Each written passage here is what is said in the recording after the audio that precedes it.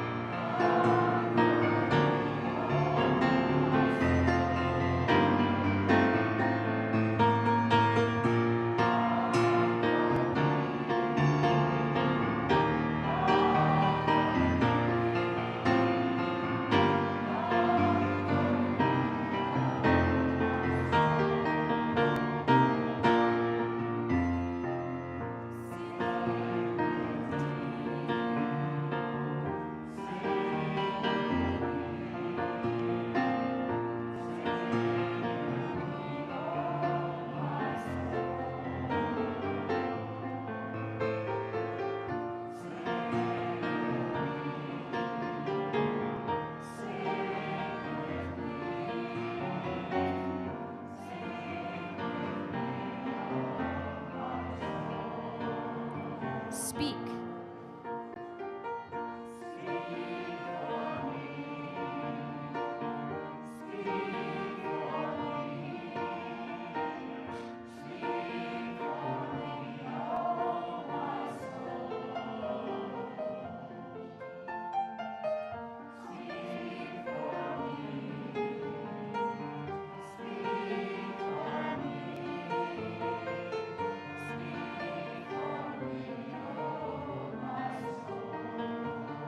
Dance.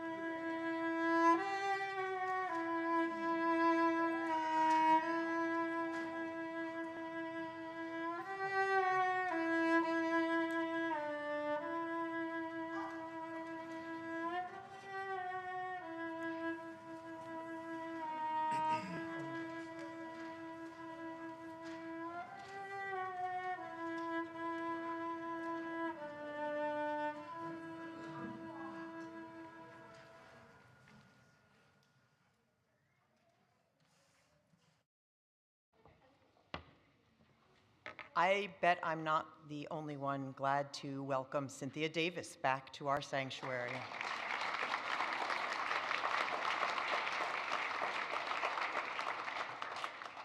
Good morning. Welcome to the Mount Diablo Unitarian Universalist Church. I'm the Reverend Leslie Takahashi, and my pronouns are she and her. And for those of you who are joining us this morning, we are so grateful that you are here, whether you're here in the sanctuary with us or online. I don't think there's anyone brave enough to be outside. It's a little nippy today, but we are glad to have you with us today. If you're visiting us, we are particularly glad to have you here. I know we've got some visitors who are back for returning, and we're really glad you could be with us on this very special Sunday.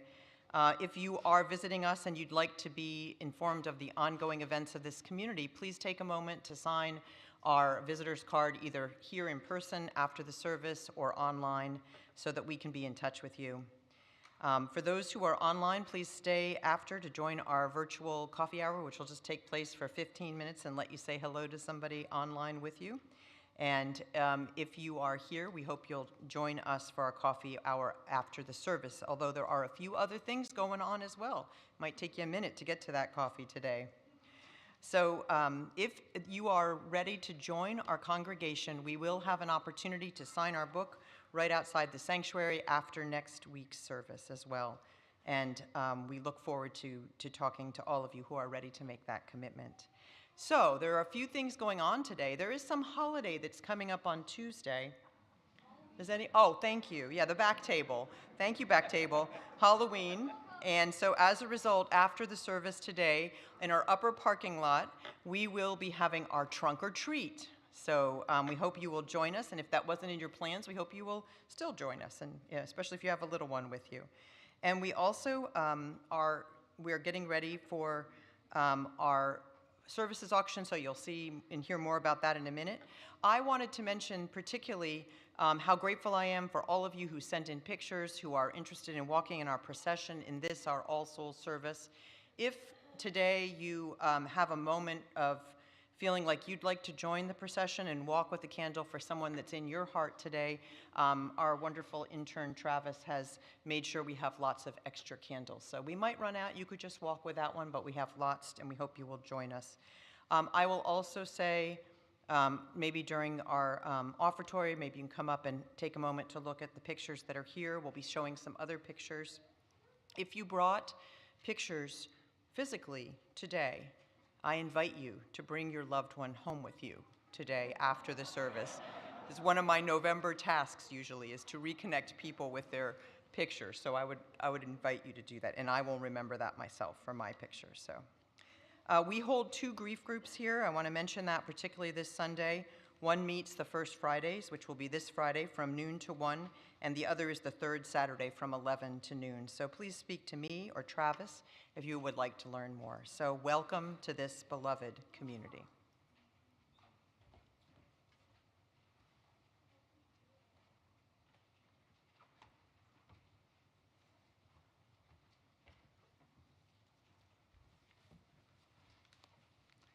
Good morning. That's a language I don't know. Thank you. To everybody here in the sanctuary, and certainly to everybody watching virtually. I'm Mark David Watanabe, a member of your Board of Trustees, and my pronouns are he and him. Welcome to our service. Mount Diablo Unitarian Universalist Church is a welcoming faith community. We begin our services by reading our mission together. We bring to life our Unitarian Universalist values as we seek truth and work for justice, nurture compassion and courage, reach out to each other and to our larger community of faith, bridge the divisions that wound the human family, transform ourselves and our world. And here's our usual reminder: while we are no longer requiring masks, our expectation is that those who are inside are symptom-free. Thank you so much for ensuring that everybody in our community feels safe. Now, here's the most exciting announcement I have. Bid for Love is next Saturday. Yes, it is. Now, there may be some new people among you that, so Bid for Love is our annual auction and our biggest fundraiser. And you should know that embedded in Bid for Love is something called the Big Ask. Now, the Big Ask is something that is brought up during the live auction on Saturday, and it's a special ask for something special for our community. And so it always is kind of a question, well, what, so we have this big ask and we raise all this money, and what happens to that? Well, last year, the Big Ask actually raised money to make some of our spaces more fun and family friendly. And to be honest, I haven't checked out what those spaces look like. So here's what I propose. For those of you that are familiar with some of these names, and as somebody who's only been a member here for 2,095 days, I still have trouble remembering the names of the rooms. But the Sequoia Room, the Owl Room, and the Fireside Room are all the beneficiaries of last year's Big Ask. So to help you out, because I'm kind of nosy, I want to check this out too. After the service, and support our middle group with the, getting a snack and a beverage, and maybe check out Trunk or Treat. But if you are so inclined that there'll be somebody standing around with this very understated hat, if you follow said hat to those spaces, I want to find out. I'd like to see what the Big Ask did, and if you're willing to join me, please do so. Of course, there's much more information about Bid for Love. We see our amazing Bid for Love team assembling to my right. Many thanks to you all for all of your hard work. And again, welcome. It is so good to be together.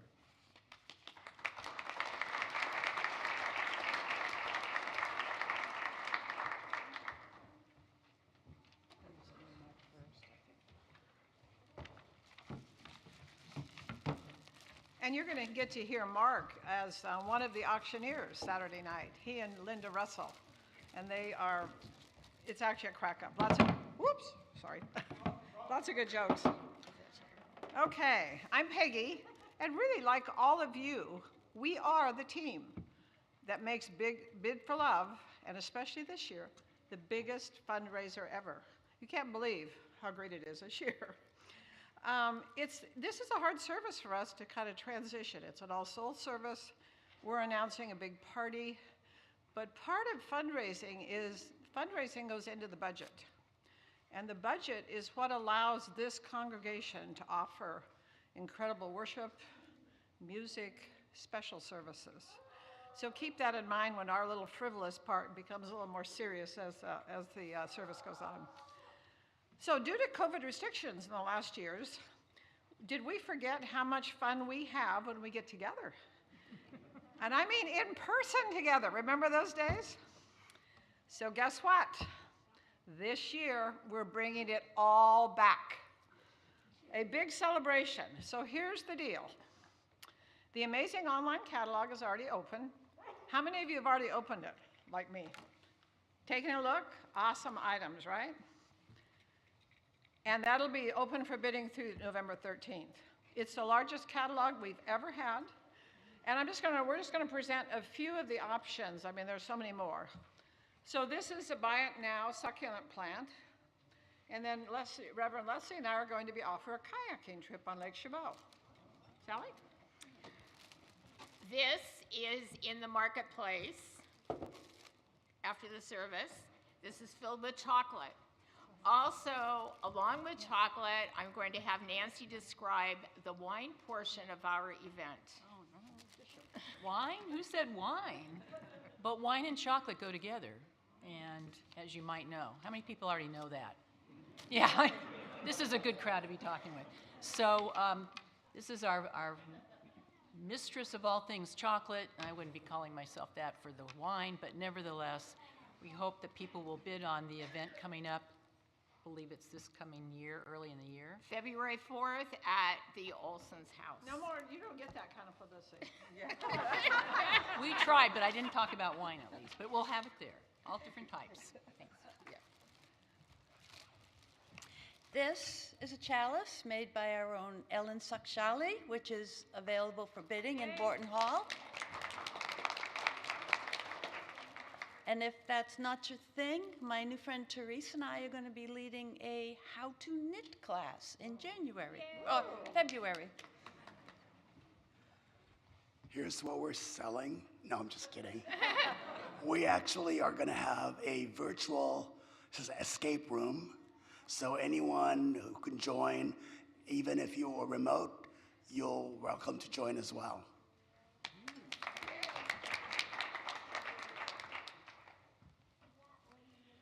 And this is from the table out there. It's local honey.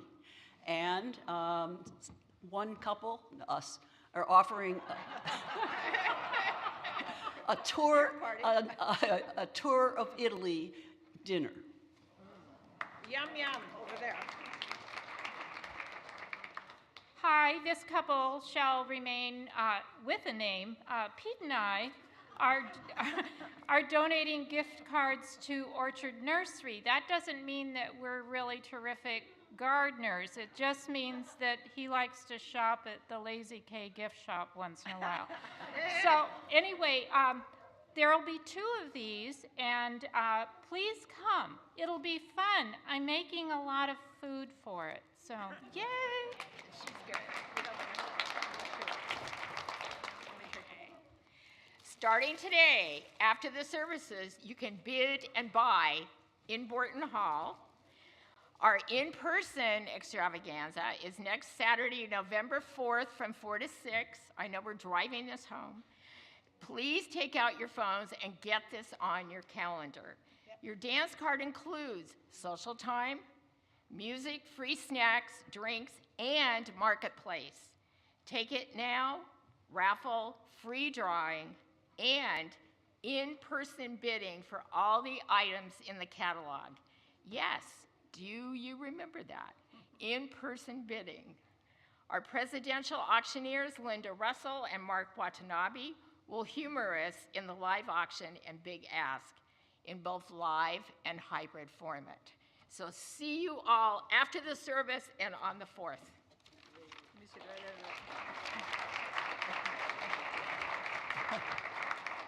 Well, I think you got the idea. So your job now is to register for the auction, which you can do online or after the service. Joe Gelinas will be helping with that. You want to shop and check out your bids often because they'll change quickly, although you will receive notification on the online auction. Be here November 4th. It's really a blast. We have a good time, and it's been so long since we've been able to get together to do this. Finally, read the announcements this week from the church. It'll kind of fill in anything we're forgetting. And if you need a ride to the event or childcare, let us know. We haven't done that for a while, but we'll try to make that happen for you. Okay, see you at the party. Thanks.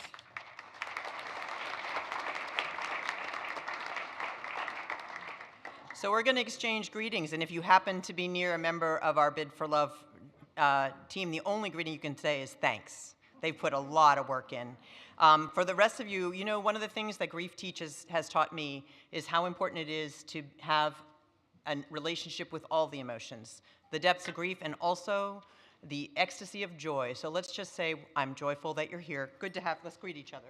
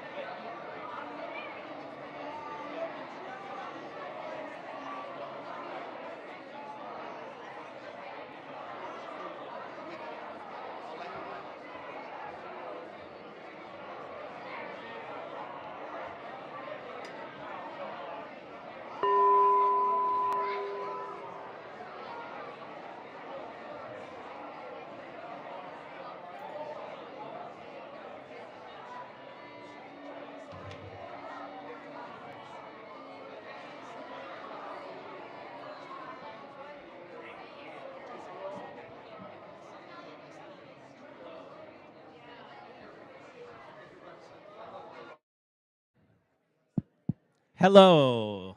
There we go. It is my joy to invite those who are young or young at heart to come forward. We are going to learn a little bit today about our table for All Souls, and I'm going to tell you a little bit of a tiny story, very quick.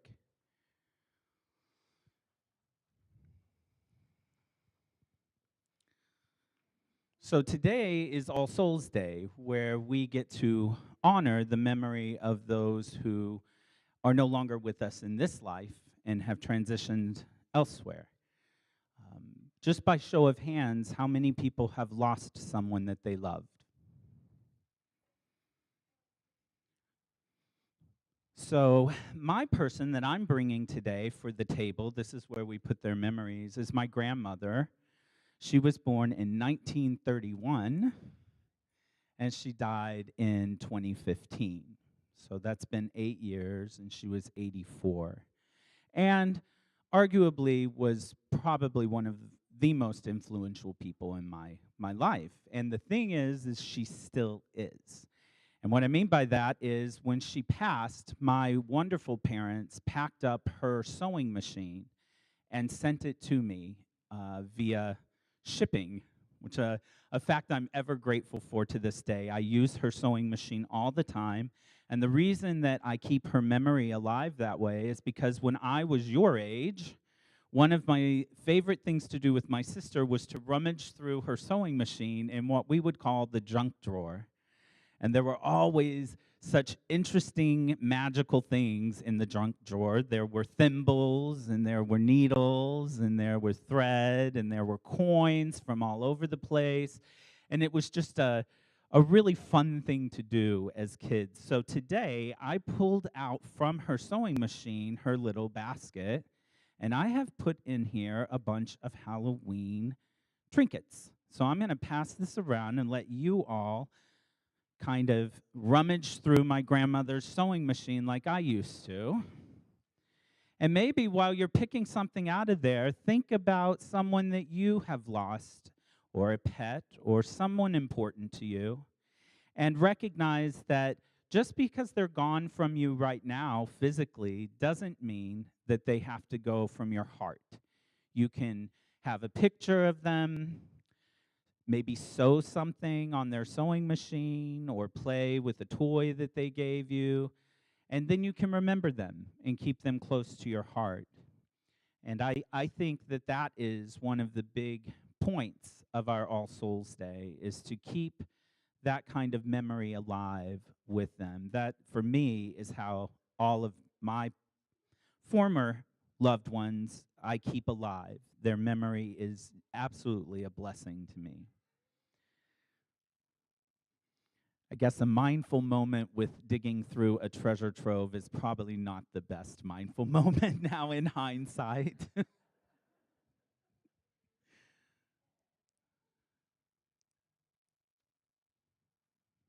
I hope everyone gets to find something. There were tons of things in there. So on this All Souls Day, try and remember someone that you loved. Bring them to mind. And keep them close. All right. And I invite you to stay up here while we do the rest of the do the rest of the children things.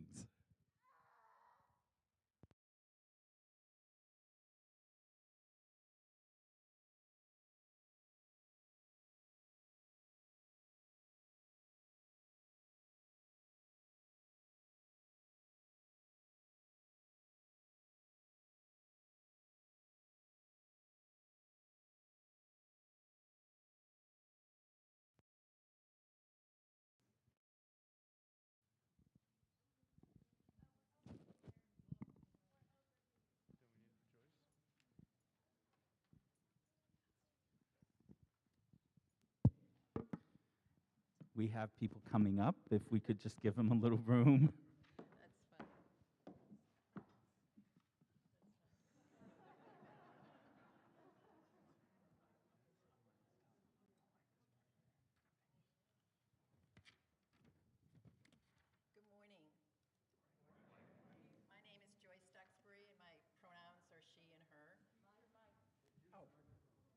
My name is Joyce Duxbury, and my pronouns are she and her. And this is my granddaughter, Luna, Manga. who will be helping me this morning light the chalice. I'd like to share with you a quote from Elizabeth Kubler-Ross. The reality is that you will grieve forever. You will not get over the loss of a loved one. You will learn to live with it. You will heal and you will rebuild yourself around the loss you have suffered. You will be whole again, but you will never be the same, nor should you be the same, nor would you want to.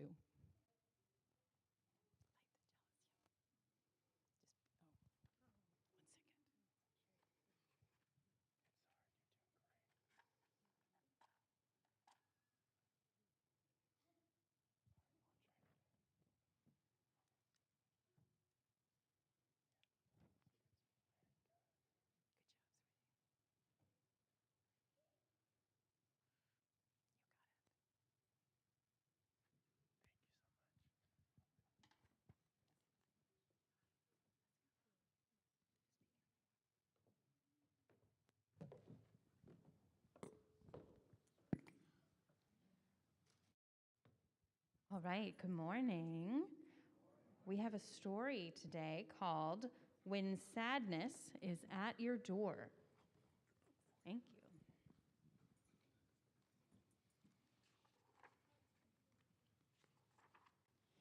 Sometimes sadness arrives unexpectedly. It follows you around and sits so close to you, you can hardly breathe. You can try to hide it, but it feels like you've become sadness yourself. Try not to be afraid of sadness. Give it a name. Does anybody have a name we could give sadness? Sadness. We want to stick with the name sadness. Sad. Depression. Listen to it. Ask where it comes from and what it needs. If you don't understand each other, just sit together and be quiet for a while. Find something you both enjoy, like drawing, listening to music, or drinking hot chocolate. Maybe sadness doesn't like to stay inside. Try letting it out sometimes. Go for a walk through the trees. You can listen to their sounds together. Maybe all it wants to know is that it is welcome, and to sleep knowing it is not alone. When you wake up, it might be gone. Don't worry, today is a new day. The end. And now I'd like to invite you all to sing our children and youth to their activities.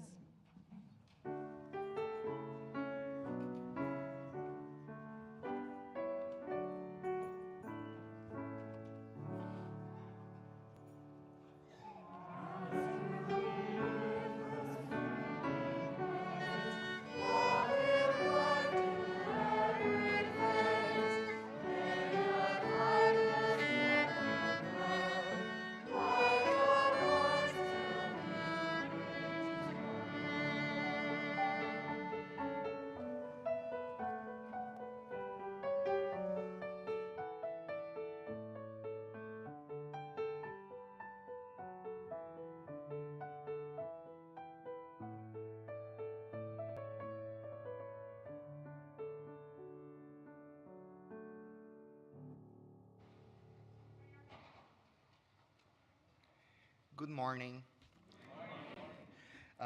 It's great to be here. My name is Wes Van Henne, and my pronouns are he, him, and his. Day of the Dead, November 2nd. It has been an honor to be here, to be invited to speak in front of you all today. And what a great topic to talk about, the Day of the Dead, which is celebrated on November 2nd. I have been a member of, or a follower of the Unitarian Universalist Church since 2014. I first joined the church back in Westport, Connecticut. I fell in love with it. I moved to California in 2015, and I joined the MDUUC in 2017.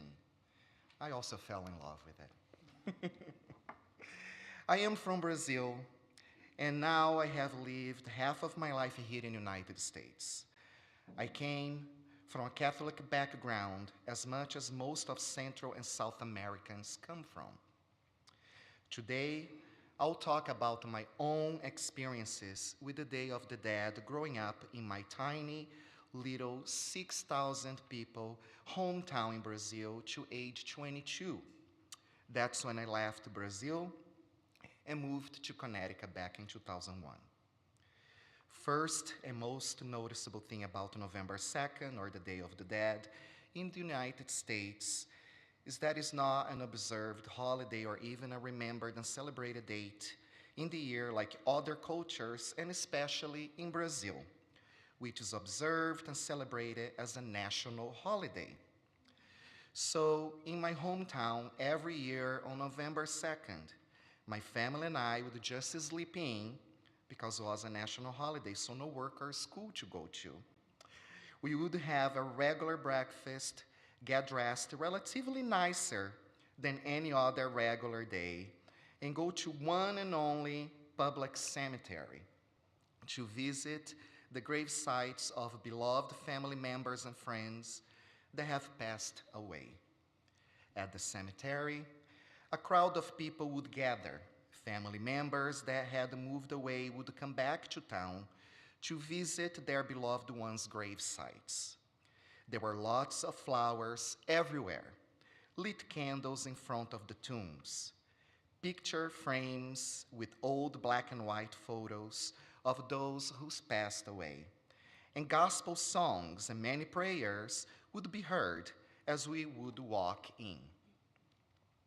After all the greetings from family members, neighbors, friends, local and returning ones, our family members, uncles, aunts, parents, cousins, and grandparents would go to my grandmother's house for a huge and delicious meal, where every household family member would bring a dish or two to contribute to that big family gathering. Then, when we were all together and done eating, we would talk about those who were gone, funny memories, sad memories, secrets that we didn't know about them would be shared. We would laugh, cry, and remember.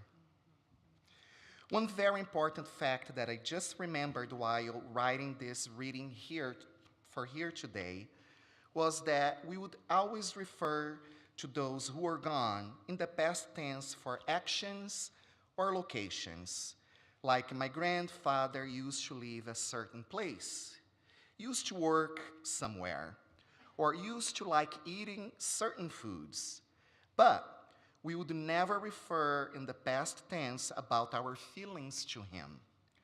We always would use I love him in the present tense, even though he was gone.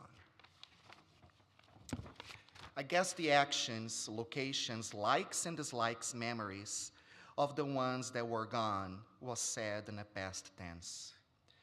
But how we feel about them is still in the present tense, like they never died, because our memories and love for them will never die. Now, many years after I left Brazil, many of my friends, uncles, aunts, a few cousins have died. So every time I am in Brazil and I get together with my uncles, aunts, cousins, we often talk about my long-gone grandparents. We laugh, we cry, we remember, and we love them. We love them as much and strongly as ever, like they are still here with us, because they are and always will be living in our memories and hearts till the day we join them again. In Brazil, we have an official national holiday to celebrate the Day of the Dead. But my own experiences,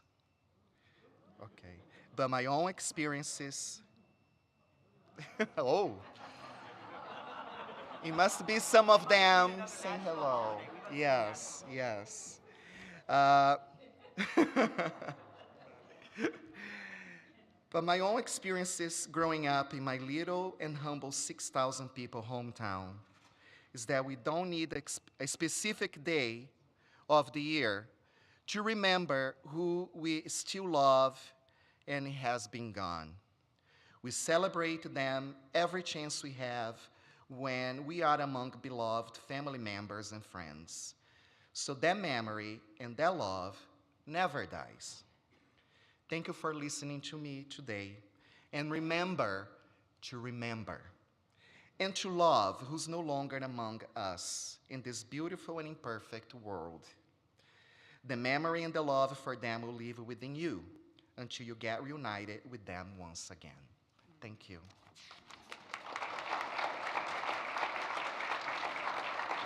Please rise in body or spirit for the congregational song, 336, All of My Memories of Love. 336, All of My Memories of Love.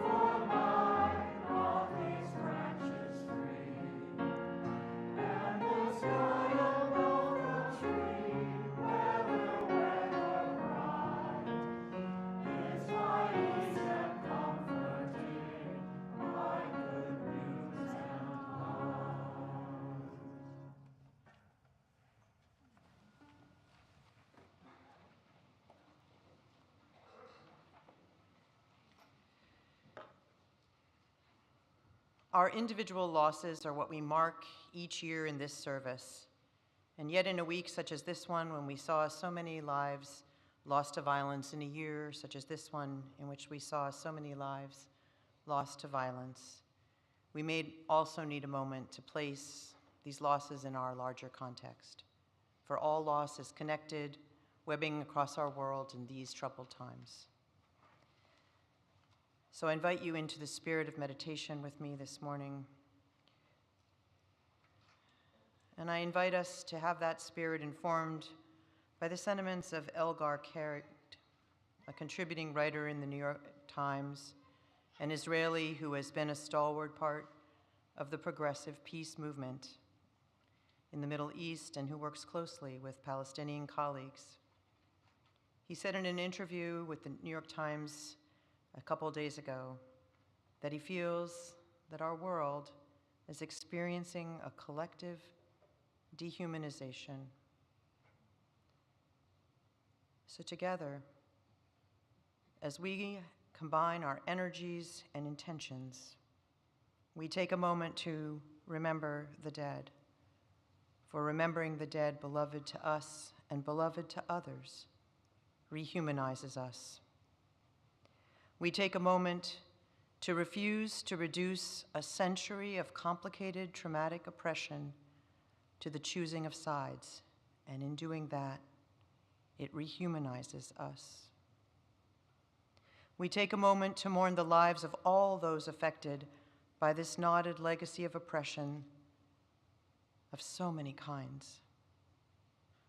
And being able to hold this moment in our heart might rehumanize us.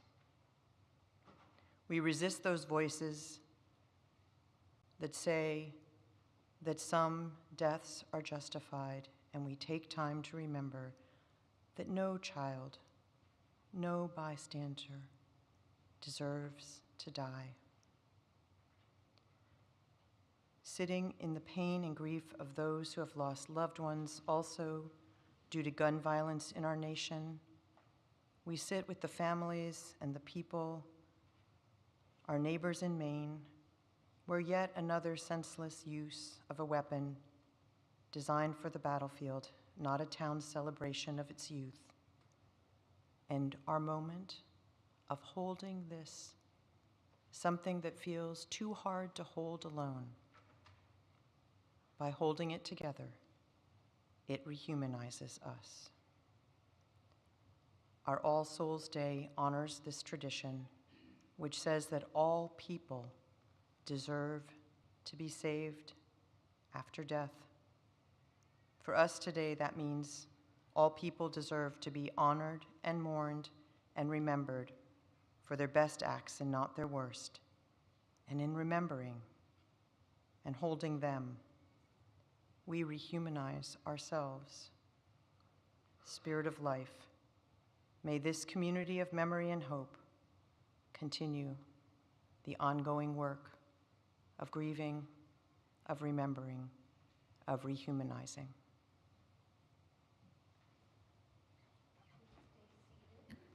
Please stay seated for the meditation music. Number 388, Dona Nobis Pacem, Give Us Peace. If you wish to join us for the canon, we're going to sing it once through all together. Then sopranos, you guys can be with the sopranos. Middle section can be with the altos. And over there, you guys get to be with tenors, basses.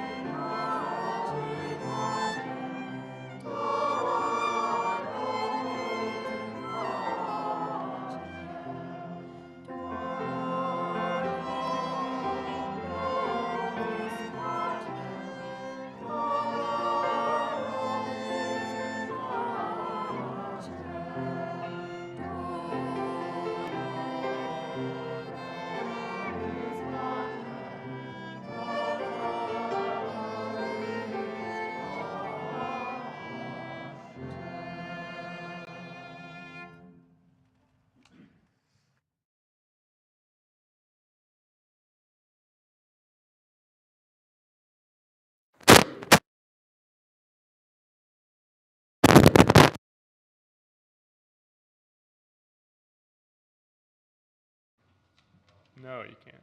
Now you can. Hi. My name is Travis MacPhee. My pronouns are he and him, and I invite you to join me in a meditation honoring the memory of our loved ones who have passed. Please take a moment to pause, to feel the space you are in, to be here in the silence, and just breathe slow breaths.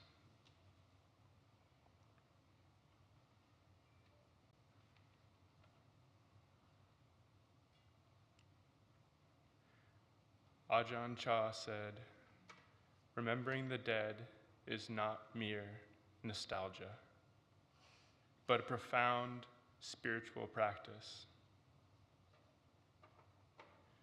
To remember them is to keep their spirit alive and find new meaning in their lives." I invite you to take some time to remember your loved ones who have passed.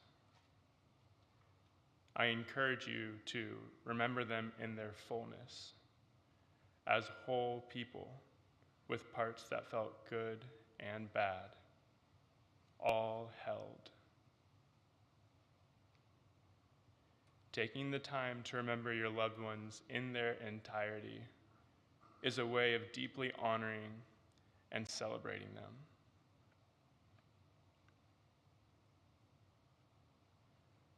I welcome you to reflect upon the roles your loved ones played in your life, the ways they impacted you that felt nice, with loving gratitude.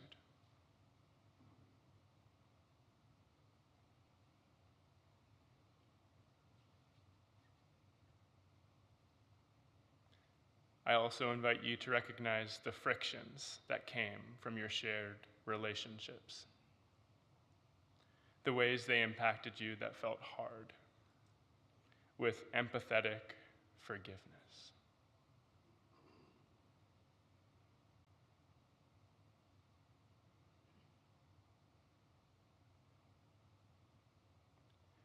I invite you to take a moment to feel any joys that arise at their memory.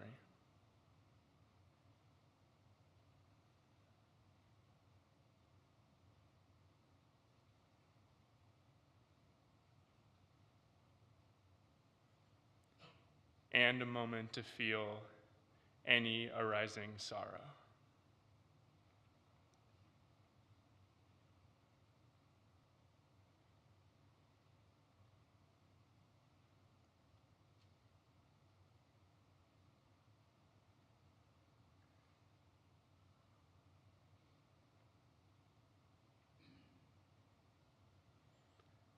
I welcome you to consider how, in some ways, they are not gone from you, that their spirit is too infinite to be lost altogether. And your relationship has no end and no beginning.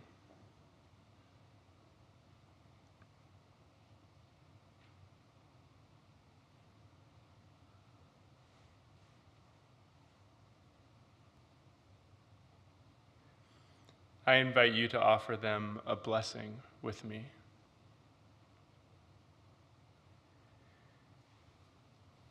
We offer our blessings and loving regard to the souls, spirits, memories, and energies of those who have passed. We offer our sincere gratitude for the work, presence, and energy they put into living, for existing for a time in this world with the joys and sufferings that existence brings, as well as for the roles they played in our lives and the lives of others. Though they are no longer with us in the same way, they are with us in our hearts, in our acts of kindness and care, and in the mysterious kindling of life in us.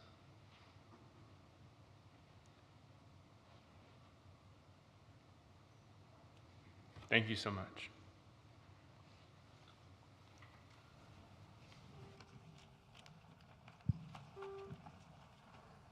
Baruch atah Adonai, Eloheinu melech haolam, shechayanu v'higimanu, v'higiyanu lazmen hazem.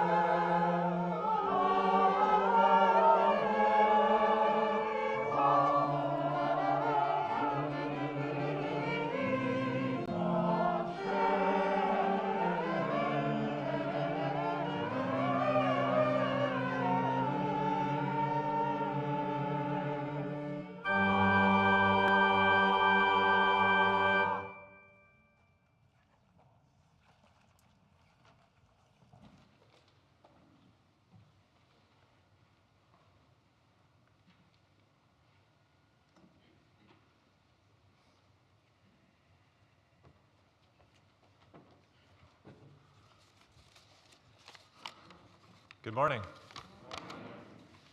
My name is Andrew Oswald. I'm a member of your Board of Trustees, and my pronouns are he and him. As you may know, next Saturday is the live Bid for Love event, which actually has already begun with donations and offline bidding.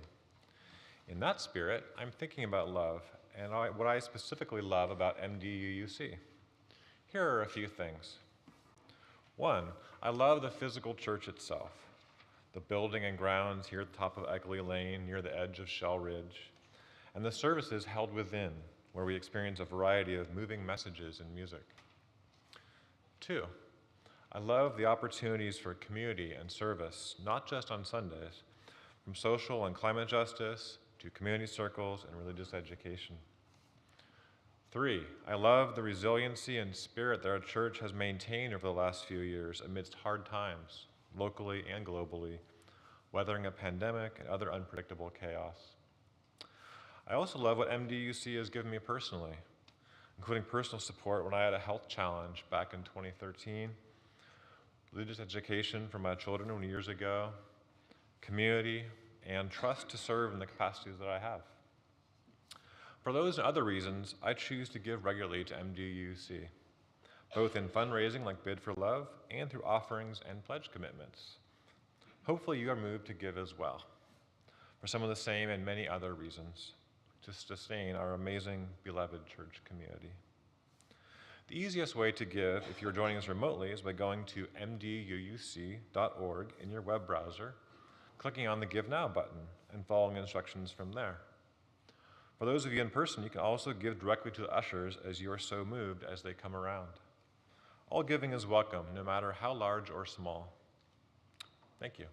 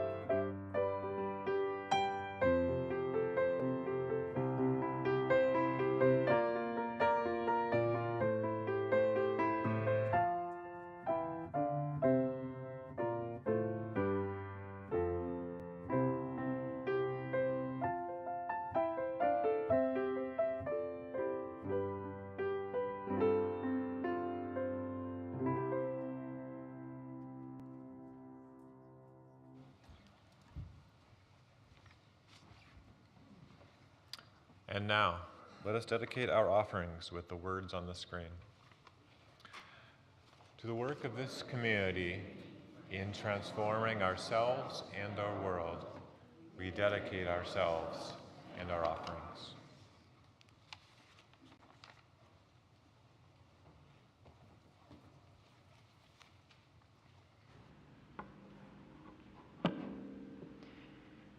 A tradition in this community is that we have a procession on All Souls Day for those who are particularly in need to be in touch with their grief today.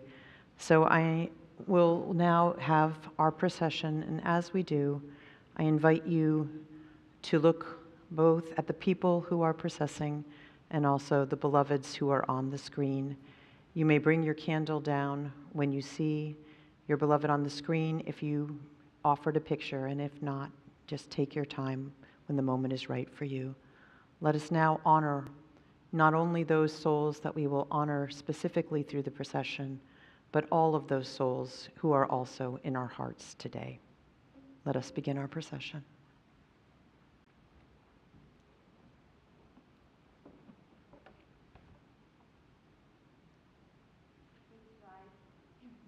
Embody your spirit for the closing song. No.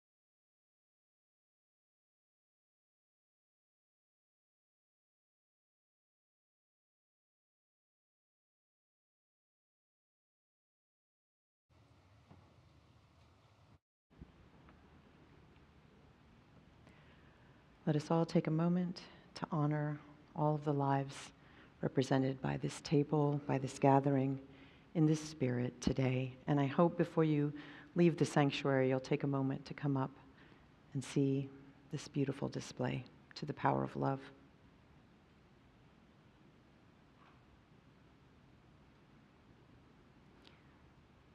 Last week, I visited the grave where my cousin's ashes are buried. The next marker over is engraved with my aunt's name and dates, with a space where the death date of my 96-year-old uncle, who I also spent time with on last week's trip, will someday be added.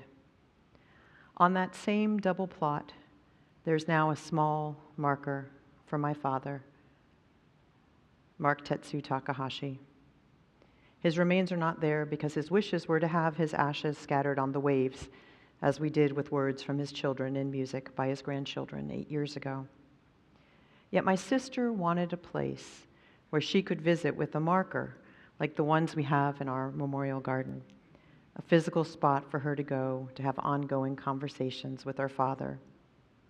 Across the miles and by email, I had arranged over the phone to have it installed, and even though the cemetery didn't have a procedure for a marker without any remains of any kind, we had to have some long conversations, and I was never quite sure that the marker had ever been placed.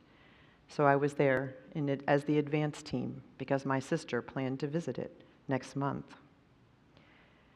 I was up early before the sun had really broken through the thick Ohio clouds, and I arrived just after the gates were unlocked. It was still kind of dark. I had forgotten how much shorter the days were away from the coast, so I peered out to see the section numbers. I glanced at my phone, which showed a section and a plot number. And as I drove, I admired the brilliance of the fall leaves.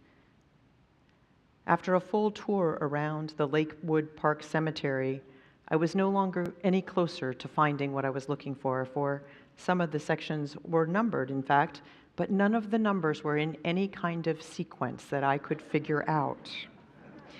Finally, 2 cemetery workers came by on a golf cart, and I flagged them down, and they were so kind. They led me to the right section and even walked out over the wet grass to show me exactly this spot. I thanked them and stood before those 3 markers, realizing that in my pre-dawn haste, I had left the flowers I had carried from California in my motel room. So I looked around and I saw the brilliance of the trees, and instead I decided I would gather some of the beautiful leaves to decorate those graves. I thought about each of them as I walked over towards the tree to get those leaves. And then, as I was walking, something else on the ground caught my eye. It was a little ginkgo tree, a little green leaf. And I was glad to looked up to see a giant ginkgo near, in fact, the area where all of my family is buried. And I was glad to see another being with Asian roots was there on the ground. And I thought that maybe even my cousin, who had died while still a young adult, might even appreciate that. So I gathered the leaves both from the ginkgo and from the flaming maple, and I spread them around each of the stones and the markers. And as I placed the leaves, I remembered my particular relationship with each person, apologizing and expressing my sorrow again to my younger cousin, my regret for the pain my aunt has experienced at the end of her life, and I made a circle of leaves around my father's odd circular marker because it was the first time it had ever been visited and it deserved some attention. And then I took a stroll around the cemetery, glad that the brilliance of the trees was most bright over a place where the workers had been working and where a service would be held that day. You know, we live lives of busyness, full of distractions, and sometimes we are dissociated from the realities of life and death. This annual observance reminds us that we are continually full of the presence of those who are no longer physically with us on this earth. The novelist Chimamanda Ngozi Adichie, who lost several family members in the recent years, has written a slim volume on grief. She says that she'd rather people never say, "I'm sorry," because it presumes she says nothing. Instead, in her language, she says, there is a word, nido, which means a metaphysical kind of regret. She invites us to think about the words that describe best those that we have lost. I believe we need a sense of awe about being alive, and this day should remind us of that more than ever. And we need also the strength to remember that death is part of life. I do not know if I will ever visit Lakewood Cemetery again. However, I know I will continue to have that dialogue with my beloved dead. The Universalist tradition of All Souls is like that, something that grows more conversational each year. Our dialogues with the dead enliven our lives. Please rise and body your spirit for closing song 347, Gather the Spirit. Closing 347, Gather the Spirit.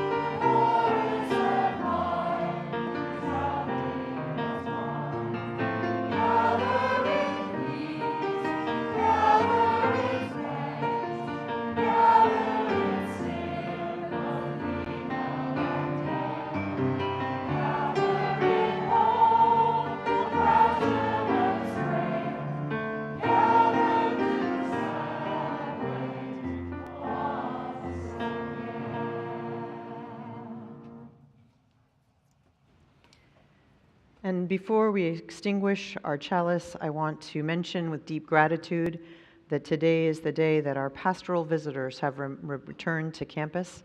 So I invite you to see them or Travis if a conversation after this service would be helpful. We extinguish our service with these words from psychologist Michael Lechtenberg, who reminds us that death ends a life, not a relationship because, as he says, any meaningful relationship is an ongoing form of knowing. This knowing doesn't stop with loss. So let us take the spirit of love and comfort created here in our gathering and out into the world, and let us be that bearer of peace.